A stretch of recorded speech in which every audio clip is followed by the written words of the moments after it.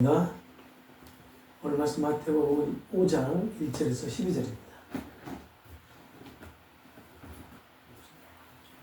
마태복음 5장 1절에서 12절 한 절씩 교독하겠습니다. 예수께서 무리를 보시고 산에 올라가 앉으시니 제자들이 나온지라. 입을 열어 가르쳐 이르시되 심령이 가난한 자는 복이 있나니 천국이 그들의 것이며 애통하는 자는 복이 있나니 그들이 위로를 받을 것이며 온유한 자는 복이 있나니 그들이 땅을 기업으로 받을 것이며 뇌에 지르고 목마른 자는 복이 있나니 그들이 배부를 것이며 긍휼히 여긴 자는 복이 있나니 그들이 긍휼히 여김을 받을 것이며 마음이 청결한 자는 복이 있나니 그들이 하나님을 볼 것이며 화평하게 하는 자는 복이 있나니 그들이 하나님의 아들이라 일컬음을 받을 것이며 그를 위하여 박해를 받는 자는 복이 있나니 천국이 그들의 것입니다. 나로 말미암아 너희를 욕하고 박해하고 거짓으로 너희를 거슬러 모든 악한 말을 할 때에는 너희에게 복이 있나니 기뻐하고 즐거워하라. 하늘에서 너희의 상이 큽니다. 너희 전에 있던 선지자들도 이같이 박해하였느니라. 아멘. 신앙 고백하겠습니다. 예수스 에스티노 크리스토스. 예수스 에스티노 크리스토스. 예수는 그리스도이십니다. 예수는 그리스도이십니다. 네, 예수는 그리스도이십니다. 한 주간에 잘 지내셨습니까? 날씨가 갈수록 덥습니다. 그건 주의하시고, 오늘 신복장사님 오늘 많이 안 좋으셔서 못 나오셨는데, 일단 예배 끝나고 통화 한번 해보시고, 신당을 갈 수 있으면 가르쳐 해봅시다.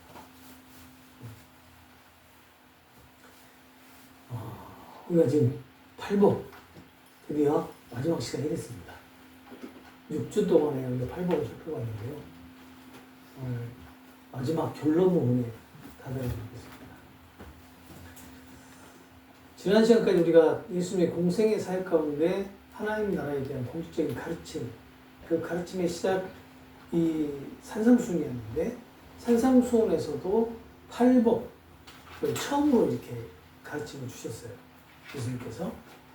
그래서 그 가르침을 통해서 하나님 나라의 백성이 어떤 사람인지, 그리고 어떤 삶으로 부름을 받았는지 이렇게 살펴보았는데, 하나님 앞에서 자신의 영적 빈곤을 깨닫는 심령이 가난한 자로부터 시작을 해서 죄를 애통하고, 그리고 온유함으로 하나님께 자신을 맡기고, 또 하나님의 의에 즐기고 목마르게 사모하는 그러한 삶을 예수님이 가르쳐 주셨단 말이에요. 그리고 그러한 삶이 결국 어떤 열매를 맺게 되는지 알게 되었는데, 그 열매는 뭐였냐면 긍휼과 마음의 청결, 그리고 화평, 세상 가운데 하나님의 뜻과 의를 따라서 살아가다가 때로는 오해와 토론과 박해를 받는 자리까지 나아가게 된다라는 사실을 알 수가 있었습니다.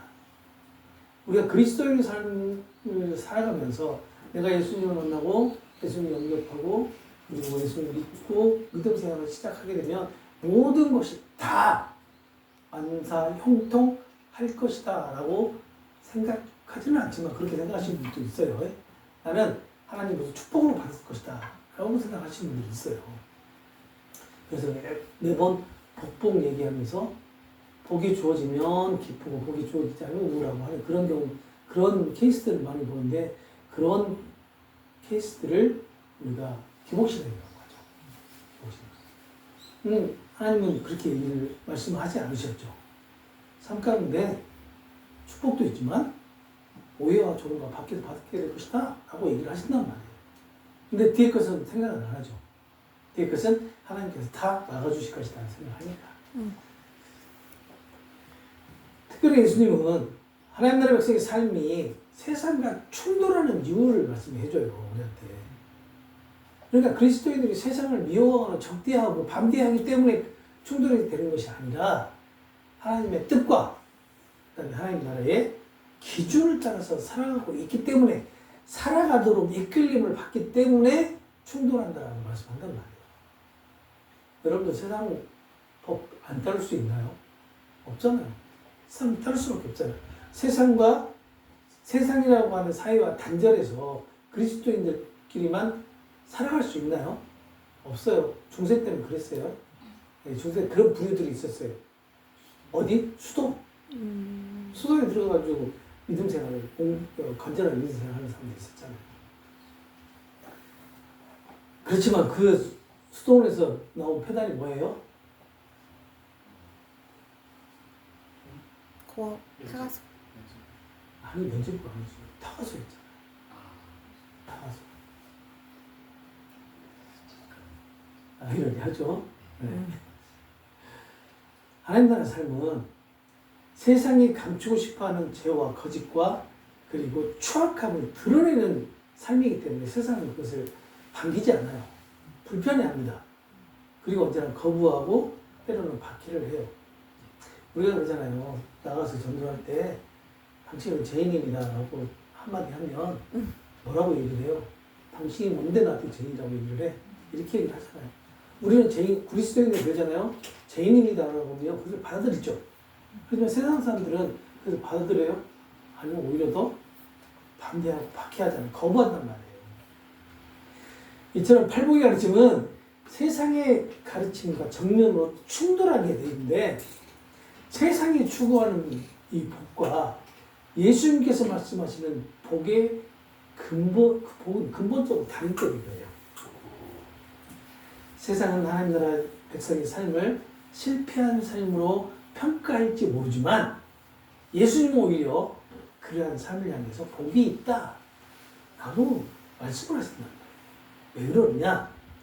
그리스도인들은 이미 천국이 임한 하나님 나라의 백성이고 또 하나님의 섭리와 보호하심 가운데 살아가는 사람들이기 때문에 그래요.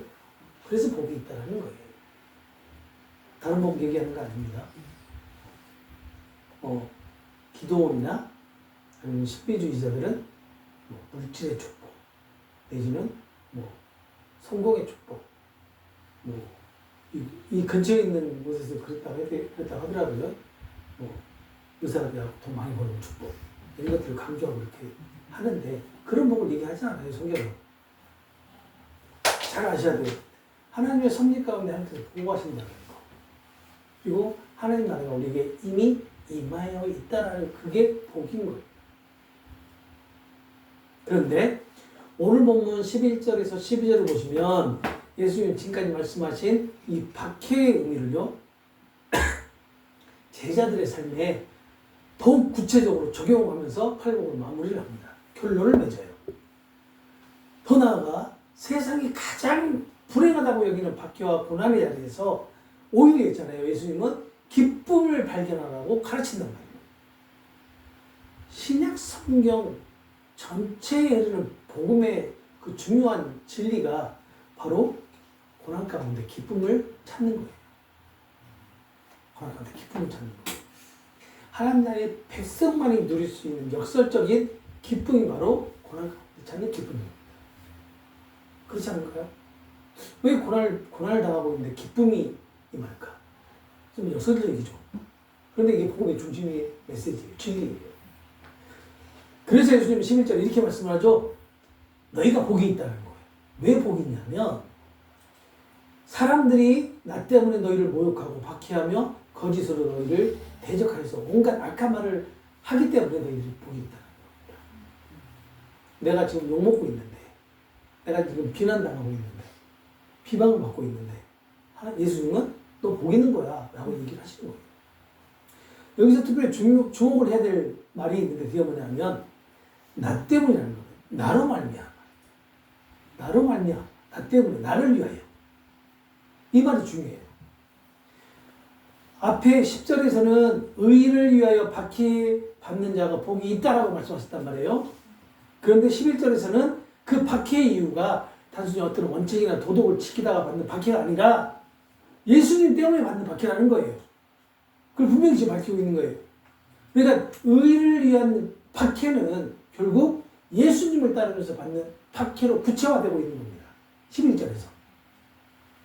이것은 예수님의 의와 하나님의 의와 예수님이 결코 분리될 수 없다라는 것을 보여주고 있는 거예요. 왜냐하면 예수님은 하나님의 의의를 가장 완전하게 나타내시고 성취하신 분이시죠. 그렇죠? 그리고 무엇보다 예수님은 누구예요? 예수님 누구예요? 하나님이시잖아요. 그래서 하나님 나라의 의의를 따라서 살아간다는 것은 결국 예수님을 믿고 따르는 것이고, 그리고 예수님 말씀에 순종하는 삶을 의미하는 거예요.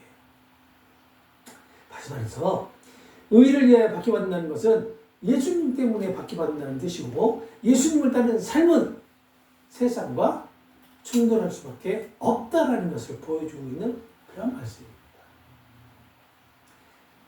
예수님이 이어서 제자들이 실제로 경험하게 될 박해의 모습 세 가지를 설명을 해요. 먼저 설명하신 게 뭐냐면 욕하는 것입니다. 욕하는 것.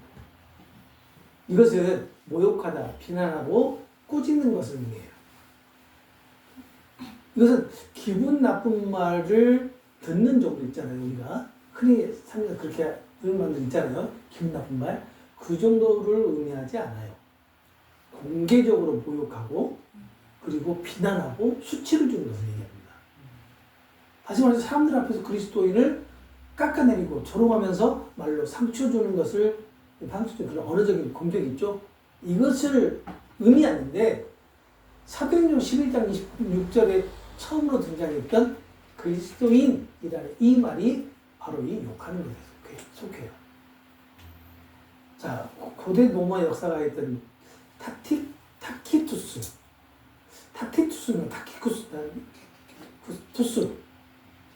이 사람은 그리스도인이라고 하는 그런 말을 해석을 할 때 어떻게 되느냐면 예수를 따르는 자라고 해석을 했는데 이게 조롱이라고 얘기했어요.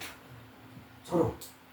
그러니까 사도행전 11장 26절에 안디옥 교회에서 처음으로 그리스도인이라는 호칭이 나오기 시작하는데 그 호칭이 정말로 경건하고 이렇게 존경받는 그런 대상이 아니라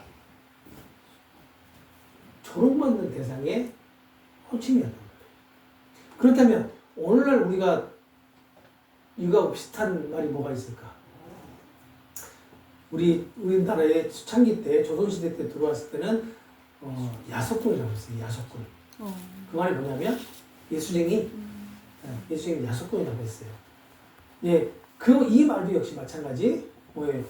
조롱하는 그런 말이었잖아요. 조롱하는 말. 예수를 교훈하는 그런 말. 현대에는요. 지금은 개독교. 지금은 개독교. 그렇게 듣고 있잖아요, 우리가. 지금. 이런 말들이 바로 욕하는 것에 해당됩니다. 우리를 조롱하고 그리스도를 조롱하고 상처 주는 그런 언어적인 공격들. 이런 말들을 많이 듣잖아요. 공개적으로 그것도. 어디서요? 언론에서. 공개적으로, 정적으로.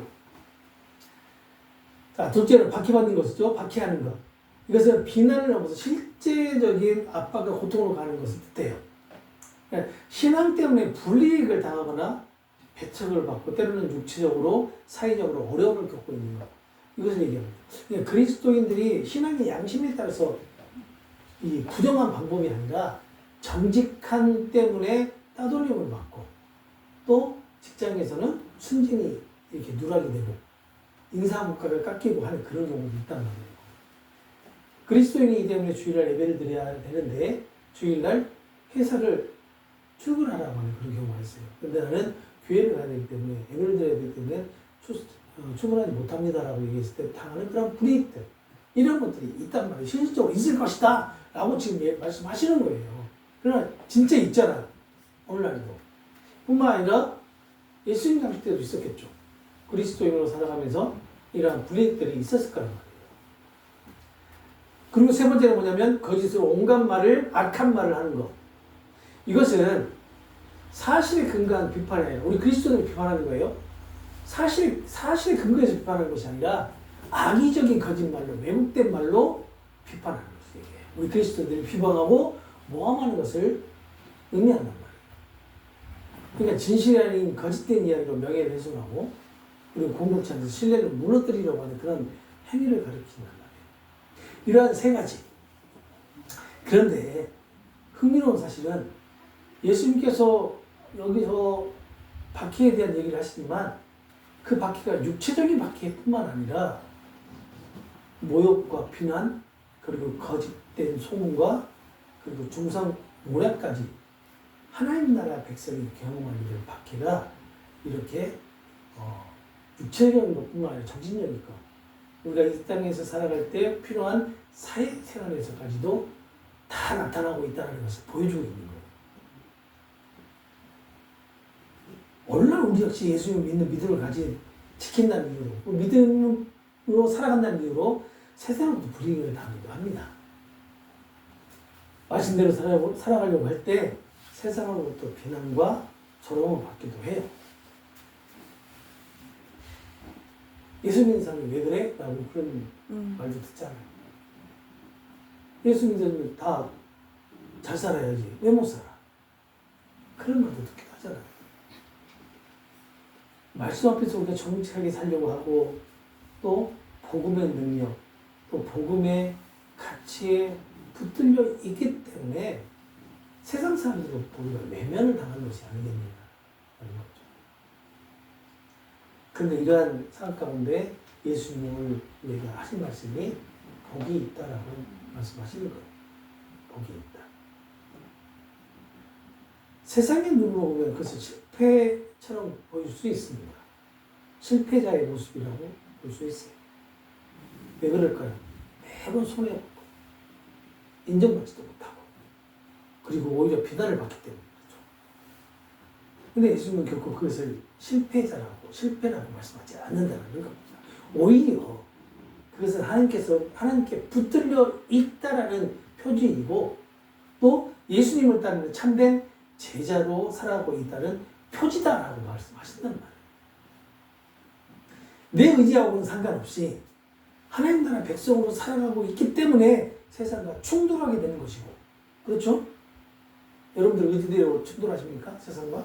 아니란 말이에요.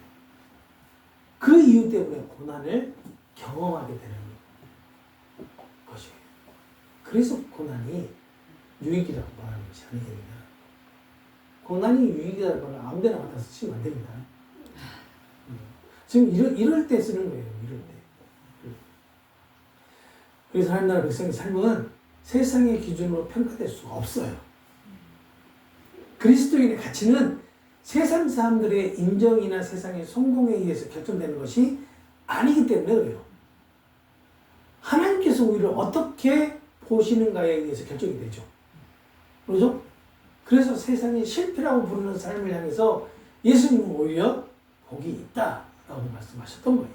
그렇다면 하나님께서 우리를 어떻게 보시기에 평가하시는 것일까? 무엇을 보고 평가하시는 걸까? 우리가 교회 다니는 것을 보고 우리가 찬양하는 것을 보고 우리가 기도하는 것을 보고 우리가 헌금하는 거, 봉사하는 거 아니면 충성하는 거 무엇을 보고 그러면 하나님을 평가하는 것일까? 대답해 보세요. 그냥 자녀로 삼은 거예요. 항상 준비하고 있어야 돼. 언제 질문이 갈지 옳지 않아. 왜요? 뭘로 우리를 평가하는 것일까? 여러분 안에 누가 있어요? 예수님. 그렇죠. 그 예수님을 보고 평가하시는 거예요. 우리 안에 있는 예수의 흔적을 보고 평가하는 거예요. 그 평가는 높낮이가 있어요, 없어요? 없어요. 없어요. 다 똑같아요. 자, 10만 명 목회하는 목사의 평가와 우리 항상 그렇게 생각하시라고. 효린자매의 평가는 네. 하나님 보시기 어떨까요? 똑같아요. 똑같아요. 다르지 않단 말이에요. 너 안에 예수의 흔적이 있느냐? 너 안에 예수가 계속 있느냐? 이거 본단 말이에요. 이거. 헌금 이번 달에 100만 원 했어? 잘했어. 그게 아니란 말이에요. 이번 달에 봉사 10시간 했어? 너 아니면 교회가 안 들어가? 이게 아니란 말이에요. 우리 안에 계시는 예수, 그리고 우리 안에 있는 예수의 흔적을 보고 평가하십니다. 내가 너의 하나님이다. 아멘. 내가 너의 방패다.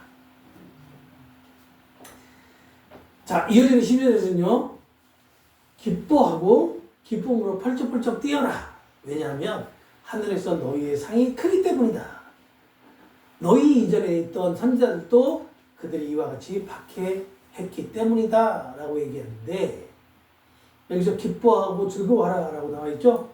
기뻐하고 즐거워하라, 이게 전부 다 현재 명령형이에요. 현재 명령형.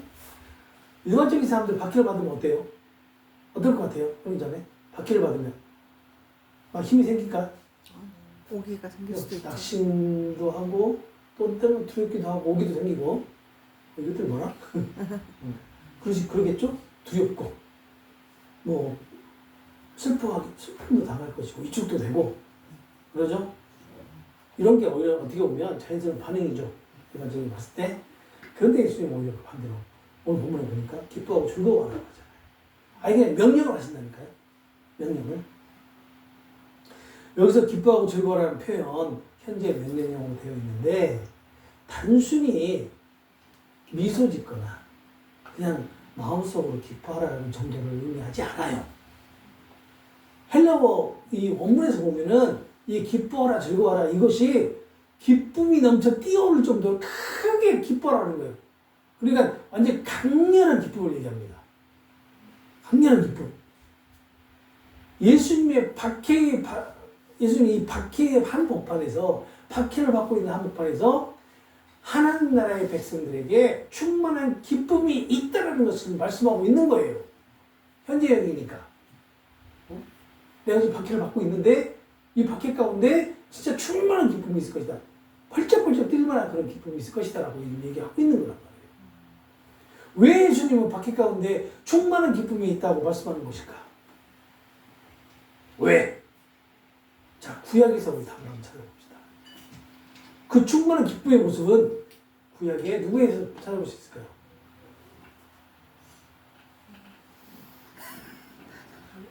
너무 어려워. 누가 얘기했어, 그런 게? 맞아요. 어?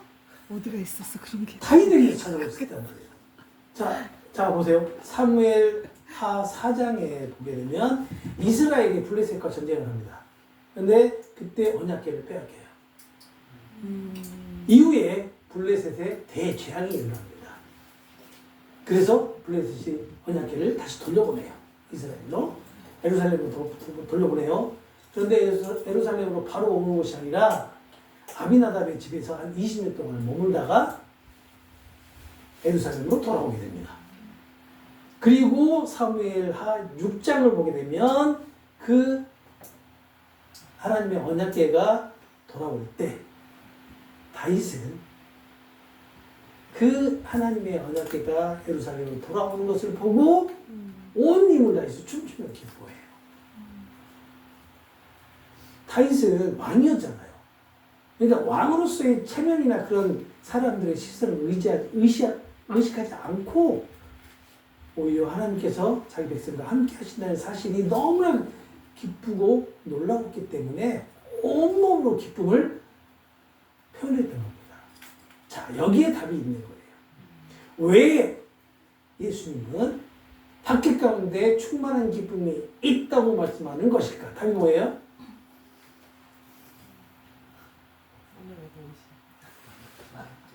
다윗이 왜 기뻐했어요? 하나님이 하나님이 함께 하신다. 언약궤가 돌아온다는 것은 하나님의 임재가 오시는 거잖아요. 하나님 함께 하시는 거잖아요. 하나님 백성과 함께 하시겠다는 거잖아요. 바로 그것 때문에 기뻐했던 거예요. 20년이 넘게 어땠어요? 하나님이 언약궤가 예루살렘 성전에 없었다니까요. 성막이 없었어요. 그러니 다윗이 얼마나 힘들었겠어요. 하나님이 함께 하시지 않았는데 언약궤가 다시 돌아옴으로써 하나님께서 백성들과 함께 하신다고 하는 그러한 확신 때문에 옷이 벗겨졌죠.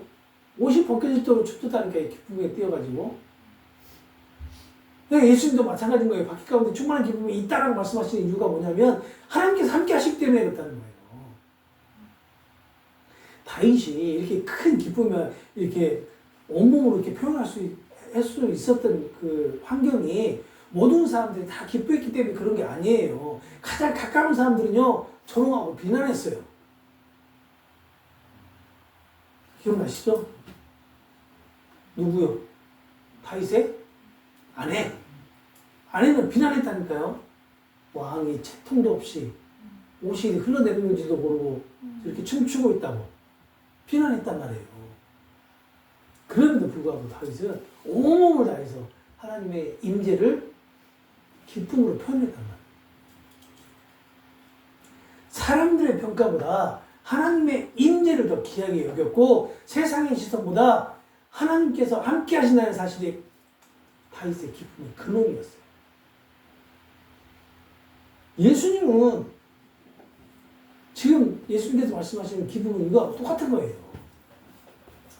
하나님 나라의 백성의 기쁨은 환경에서 나오는 기쁨이 아니라 사람에게 인정받을 때 오는 기쁨이 아니라 하나님께서 우리와 함께 하신다는 사실, 그리고 하늘에 예비된 영원한 상급을 바라보는 믿음에서 나오는 기쁨이 아니겠냐라는 겁니다.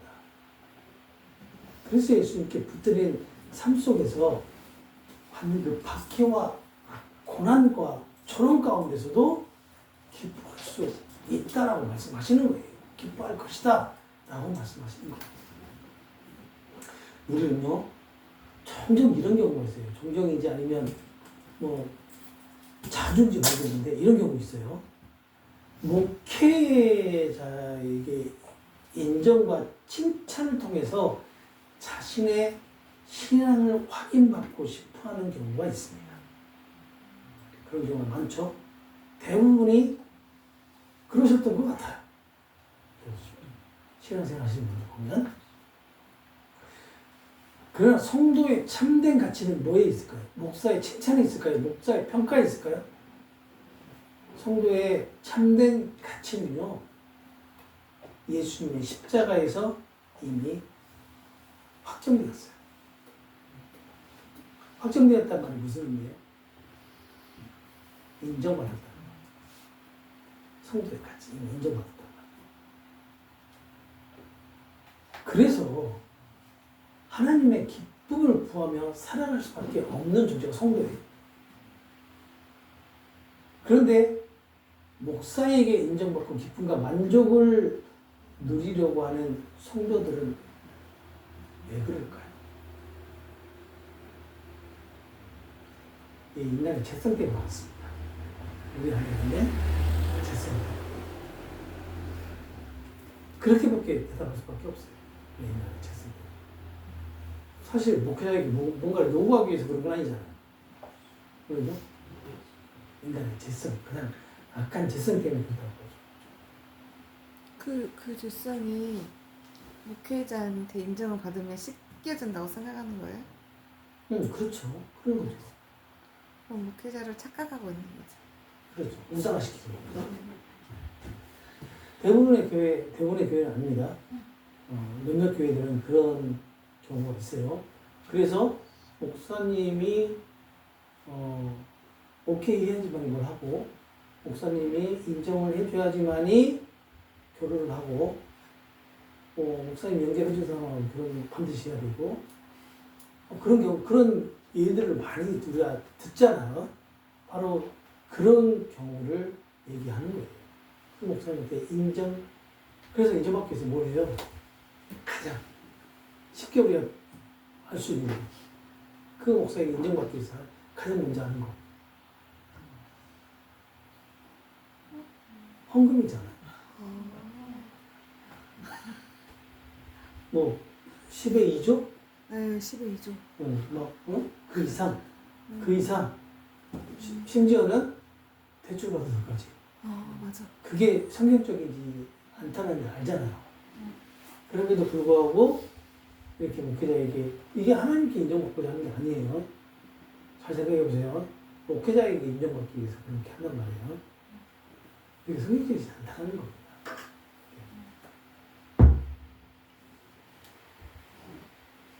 그렇다면 언약 백성들은 어떻게 박해 가운데 기뻐할 수 있을까? 예수님은 두 가지 이유를 말씀하세요. 첫째는 뭐냐면 하늘에서 받을 상이 크기 때문이다. 물론 이것은 우리가 행위로 받는 상, 다시 말하면 구원을 얻는다는 그런 의미가 아닙니다. 우리가 받을 상, 구원은 오직 하나님의 은혜로 주어진 예수님을 믿는 믿음으로 받는 선물이죠. 그러나 하나님께서는 언약 백성이 믿음으로 살아가면서 감당한 수고와 인내, 눈물과 고난을 결코 잊지 않으세요. 마지막 날에 풍성한 상금으로 갚아주신다는 겁니다. 그 상금은 단순히 더 많은 것을 소유하는 것을 의미하지 않아요. 성경은 그 상급의 중심에 무엇이 있냐면 하나님 자신이 있다라고 말씀하고 있단 말이에요. 하나님 아브라함에게 창세기 15장 1절에 이렇게 말씀합니다. 나는 내 방패요 너의 지극히 큰 상급이다. 그리고 계시록 22장 7절에 하나님은 그의 백성에게 완전한 자녀됨과 영원한 상속을 말씀한단 말이에요. 그리고 그리스도를 온전히 담는 영광의 존재로 변화시킬 것이다 라고 말씀을 하시는데 결국 하나님께서 마지막 날에 주시는 가장 큰 상급은 뭐예요? 하나님 자신이란 말이에요. 그거 외에는 상급이 없습니다. 그거 외에 절대 없습니다. 다른 상급 바라지 마십시오. 바라봐야 주지 않습니다. 그 외에는 없어요. 하나님 자신이에요. 이 땅에서 예수님을 따르는 삶 가운데 성령의 역사로 내가 포기하고 내려놓아야 했던 그 모든 빈자리를 하나님의 임재와 사랑 그리고 영원한 영광으로 가득 채워주신다는 거예요. 이게 상급입니다. 이것이 이보다 더 큰 상급이 어디 있어요? 이보다 더 큰 상급이 그리스도인에게 하나님으로 가득 채워주 하나님의 영광으로 가득 채워주신다는데 이거보다 더 큰 상급이 어디 있어요? 그러지 않나요? 저는 틀린 말 했나요? 아니 뭐 아파트 한 채씩 드려야 된가요? 아니 벤치 드려야 되나요? 마이바우로? 마으바우로? 아니단 말이에요. 하나님 자신을 우리에게 주신 하나님 영광을 우리에게 가득 부어주시겠다는 게 마지막 날 우리에게 주시는 상급이에요. 그 상급 이거 외에 다른 거 바라지도 마세요. 주지도 않아요. 없습니다. 다른 상급. 자, 두 번째는요. 우리보다 먼저 믿음의 길을 걸어간 선조들도 동일한 박해를 받았기 때문이다라고 얘기를 해요. 구약의 선지자들은 어땠어요? 하나님 말씀을 전하다가 거절당하고 미움을 받았고 또 핍박을 받았단 말이에요. 그런데 하나님께서는 절대 그 선지자들을 그냥 내버려두지 않으셨어요. 예수님은 고난 가운데 있을 제자를 향해서 너희도 그들 선지자들과 같은 길을 걷고 있다라고 말씀을 하시는데 산상수훈의 말씀을 하신 그 당시 제자들은요 사도행전 이후에 받았던 그런 본격적인 박해를 받지 않았어요. 받지 않았지만 예수님을 따르기 시작하면서 세상과 충돌하는 삶으로 부름을 받고 있었기 때문에 앞으로 받게 될 박해에 대해서 예수님께서 지금 가르치시면서 어떻게 보면 이론을 해주시는 것이라 할 수 있어요. 앞으로 너희들이 이렇게 박해를 받게 될 것이다. 그러나 하나님이 함께 하시기에 기쁨이 넘칠 것이다. 이렇게 이론을 해주시는 거예요. 제자들 구약의 위대한 그 선지자들과 동일한 믿음의 계보, 믿음의 반열 안에 세워주시는 놀라운 위로의 말씀이다라고 할 수가 있는 겁니다. 그래서 예수님을 따른다는 그 이유로 박해를 받는다는 것은 실패자의 길을 걷고 있는 것을 뜻하지 않고 오히려 믿음의 선조들이 걸어갔던 길에 동참하고 있다는 것을 의미하고 있는 거예요. 무엇보다도 이 조롱과 박해를 받는 길은 예수님께서 먼저 걸어가셨던 길이죠.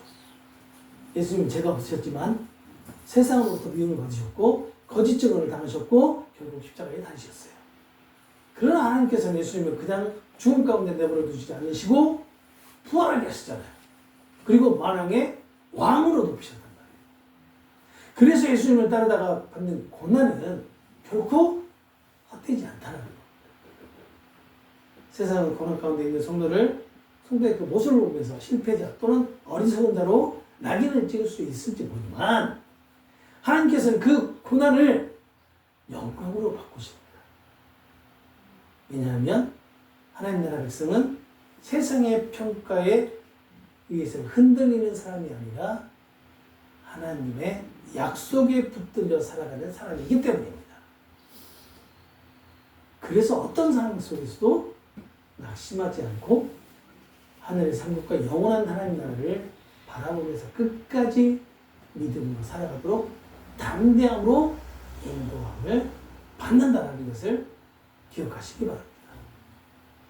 예수님께서 약속하신 상급과 영원한 하나님 나라를 바라보며 끝까지 믿음으로 인도함을 받는 삶이 참으로 복된 삶이라는 것을 잊지 마시기 바랍니다.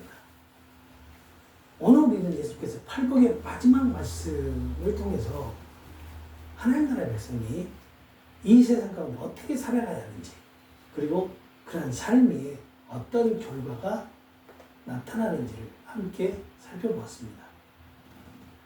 예수님은 하나님 나라의 백성이 세상 속에서 칭찬과 인정만 받으며 살아갈 것이라고 말씀하지 않으셨어요. 오히려 예수님을 따르고 하나님의 뜻을 따라 살아갈 때 욕을 먹고 또 모의를 받고 거짓된 비난을 당하고 또 때로는 조롱과 박해를 받을 것이라고 말씀하셨단 말이에요. 그러나 예수님은 이런 상황에서도 놀랍게도 복이 있다라고 말씀하셨는데 그 고난은 하나님께 버림받았다는 증거가 아니라 오히려 하나님 나라 백성으로 살아가고 있다는 표지이기 때문입니다. 또한 그 길은 예수님께서 먼저 걸어가신 길이며 믿음의 손자들이 걸어갔던 길이라는 것을 명심하시기 바랍니다. 세상은 성공과 인정, 안락함 이것들을 복의 기준으로 삼아요. 그러나 예수님은 하나님 나라 백성이 겪는 고난 속에서도 복이 있다라고 말씀하시는데 세상이 줄 수 없는 천국이 이미 그들의 것이기 때문입니다. 하나님께서 예비하신 영원한 상급이 기다리고 있기 때문이에요. 오늘 말씀 앞에서 우리 자신을 돌아보시기 바랍니다. 우리는 예수님을 믿는다는 이유로 손해를 보거나 불이익을 당하는 것을 두려워하고 있지는 않는 거지. 세상 사람들이 인정과 칭찬을 얻기 위해서 하나님의 말씀보다 사람들의 시선을 더 의식하면서 살아가고 있지는 않는지 세상과 다르지 않는 가치관을 가지고 살면서도 하나님 나라의 백성이라고 생각하고 있지는 않는지 우리가 한번 돌아보자라는 겁니다. 그래서 예수님께서 우리를 위해서 대신 십자가에 지신 것이고 성령께서 우리를 위해서 중보하고 계시는 겁니다. 그래서 에스트라노스 프로노비스라고 말하는 거예요. 나를 위해서 밖으로부터 나를 위해서 무엇인가를 와야 되는 겁니다. 하나님 백성의 삶은 원래 세상과 구별된 삶이에요. 예수님께서 십자가에 죽으시고 부활하심으로 우리를 구원하신 것은 하나님 나라로 우리를 인도하시기 위한 뿐만 아니라 이 땅에서도 현재 하나님 나라의 백성으로 살아가도록 하시기 위함이에요. 그래서 우리는 세상이 추구하는 길이 아니라 하나님 나라의 길을 걸어가도록 부름받은 사람들인 것입니다. 세상 사람들의 시선보다 하나님의 시선을 더 의식하며 살아가고 세상의 칭찬보다 하나님의 기쁨을 더 소중히 여기며 살아가도록 인도함을 받고 있다는 겁니다. 그리고 눈앞의 평안함보다 하나님께서 약속하신 영원한 영광을 바라보며 살아가게 되는데 이것이 예수님께서 팔복을 통해 가르쳐 주신 하나님 나라 백성의 삶이라는 거예요. 심령이 가난한 자로 시작해서 하나님의 의를 갈망하고 긍휼과 화평의 열매를 맺으며 때로는 앞으로 주어질 박해와 고난 가운데서도 믿음을 지키며 살아가는 삶. 세상은 그런 삶을 어리석다라고 말할지 모르지만 예수님은 그 삶을 향해 복이 있다라고 말씀하시고 하나님 나라 백성은 이미 천국이 임한 자들이며 장차 하나님께서 예비하신 영광과 상급을 바라보며 살아가는 사람이다라고 가르쳐 주시는 것이 팔복의 말씀이에요. 그러니 우리는 이미 하나님 나라가 임한 백성이라는 사실을 잊지 마시고 허락하신 한 주간에도 예수님을 믿는 믿음 안에서 천국의 기쁨을 누리고 또 하나님 나라 백성으로 살아가는 은혜가 우리 모두의 삶 가운데 충만하시기를 우리 주 예수 그리스도의 이름으로 간절히 소망합니다. 이 시간 함께 기도할까요?